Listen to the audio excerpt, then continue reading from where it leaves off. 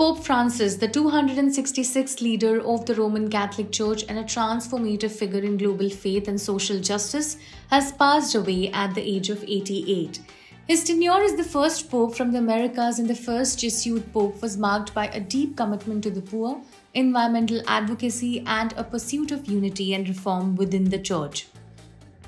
Born Jorge Mario Bergoglio on December 17, 1936 in Buenos Aires, Argentina, Pope Francis spent much of his early life devoted to learning, teaching, and serving the marginalized.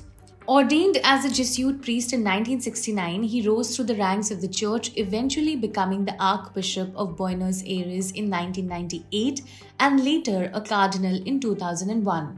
His unexpected election to the papacy on March 13, 2013, following the resignation of Pope Benedict XVI, marked a historic moment, ushering in an era of humility and outreach.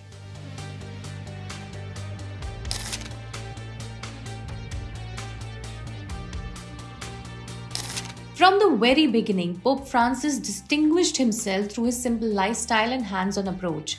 He chose the name Francis in honor of Saint Francis of Assisi, a saint known for his devotion to poverty and peace.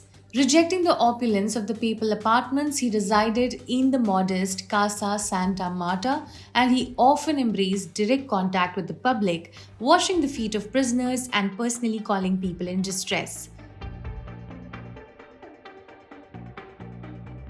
One of his defining messages was, and I quote, "a church for the poor, advocating for economic justice, global solidarity, and stronger environmental protections." His 2015 encyclical, Praise Be to You, was a groundbreaking call for urgent climate action and care for the earth, addressing both political and religious leaders. He also led efforts to modernize the church's stance on social issues, pushing for greater inclusivity, understanding, and dialogue.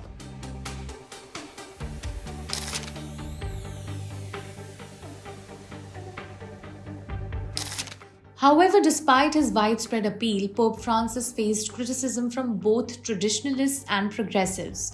While he encouraged greater compassion for divorced Catholics, LGBTQ+ individuals, and migrants, some conservatives viewed his approach as too lenient. His handling of the Catholic Church's sexual abuse crisis was met with both praise and skepticism, as he acknowledged past failings but struggled to enact sweeping institutional reforms. His papacy also saw diplomatic engagement on the world stage, helping to restore US-Cuba relations, advocating for peace in Ukraine and the Middle East, and mediating various global conflicts. He remained a steadfast critique of war, nuclear weapons, and political corruption, often urging world leaders to govern with justice and mercy.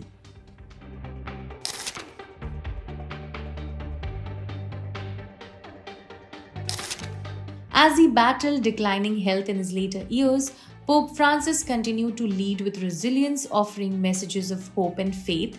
His final years were marked by continued efforts to unite the Church, promote synodality, and emphasize the need for mercy and reconciliation in a divided world. Pope Francis leaves behind a church that has been profoundly shaped by his vision, one that is more open, more engaged with the modern world, and more focused on serving the most vulnerable. His legacy will endure in the hearts of millions he inspired with his humility, wisdom, and unwavering compassion. He is survived by the 1.3 billion members of the Catholic Church worldwide, for whom he was not just a spiritual leader, but a symbol of faith in action.